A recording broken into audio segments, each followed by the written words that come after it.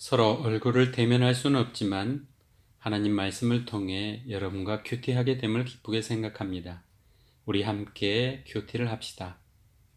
바울은 로마서 14장 13절에서 23절을 통해 신앙 공동체 안에서 지체들에게 거치는 것, 곧 넘어지게 하는 것을 두지 말라고 권면합니다. 바울의 이 로마서 편지를 받는 로마 교회는 유대인 디아스포라에 의해 시작되었지만 후에 이방인들이 교회로 들어와서 함께 신앙생활을 하게 되었습니다. 믿음의 성숙함과 미성숙, 가난한 자와 부유한 자, 남과 여, 많은 차이가 이 신앙 공동체 안에 있었을 것입니다. 이렇게 우리가 몸담고 있는 신앙 공동체 안에는 각양각색의 다름과 다양성을 지닌 사람들이 함께 살아가며 신앙생활합니다.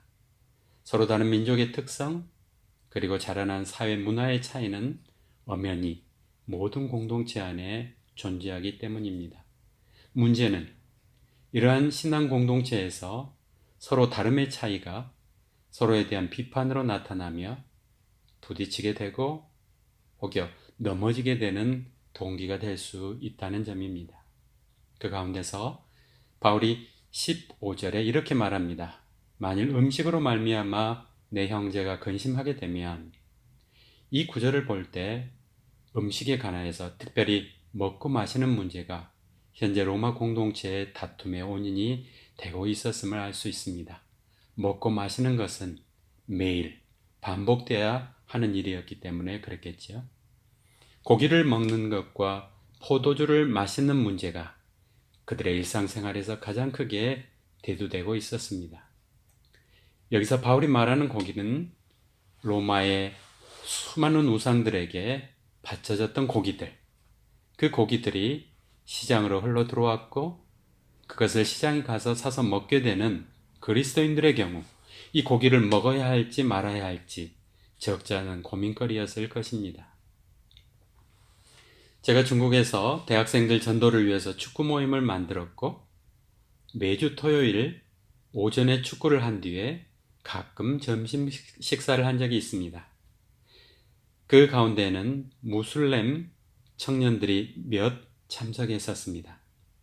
저는 그 무슬림 친구들을 배려해서 식사 자리에 돼지고기와 비닐 없는 생선들을 배제하고 소고기와 양고기 그리고 채소 위주의 메뉴를 주문했습니다. 주문한 고기와 다양한 음식들이 식탁에 채워지자 혈기왕성한 젊은 청년들은 먹기 시작했고 무슬림 친구들도 맛있게 먹었습니다. 그런데 유독 한 무슬림 친구는 고기에는 손을 대지 않고 채소류만 먹는 것이었습니다. 당시에 가난한 젊은 대학생들에게 힘을 나게 하는 소고기, 양고기가 얼마나 필요한 때입니까?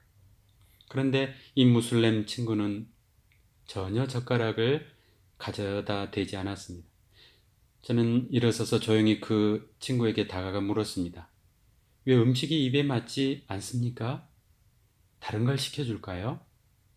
그가 제게 조용히 말했습니다. 이 식당의 요리사가 저 소고기와 양고기를 어떤 칼로 썰었을까요?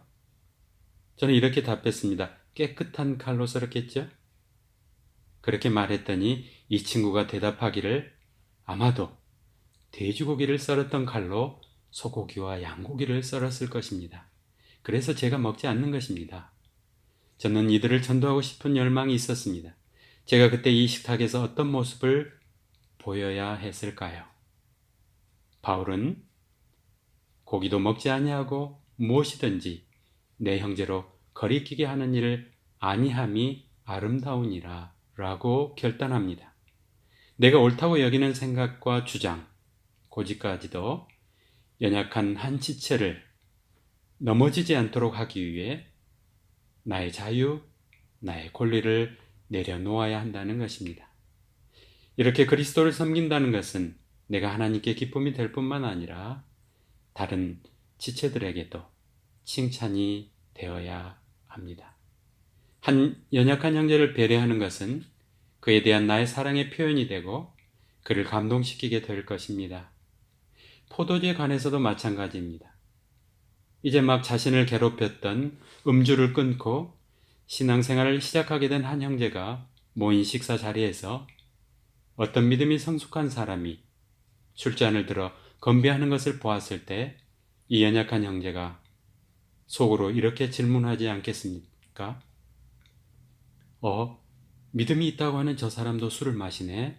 어떻게 된 일이지? 이제 이와 정반대의 예도 생각해 봅시다.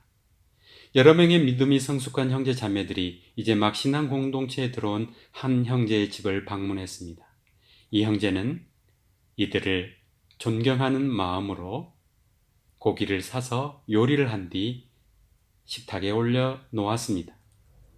어떤 이들은 먹었고 어떤 이들은 먹지 않았습니다. 누가 옳은 것일까요? 각자의 믿음을 따라서 고기를 먹고 먹지 않았다면 두 부류가 다 옳은 것입니다. 고기를 먹은 지체들은 연약한 이 형제의 정성을 생각하며 그를 사랑하는 마음으로 먹은 것이고, 먹지 않은 이들은 혹 하나님의 영광을 가릴까 하여 먹지 않았을 것입니다. 이들 모두 믿음으로 한 행동이 분명합니다. 이처럼 참된 믿음이란 내가 누릴 수 있는 자유를 연약한 지체를 위해 절제하는 것이며, 정반대로 다른 형제가 믿음으로 누리고 있는 자유를 비난하지 않고 용납해 주는 것입니다.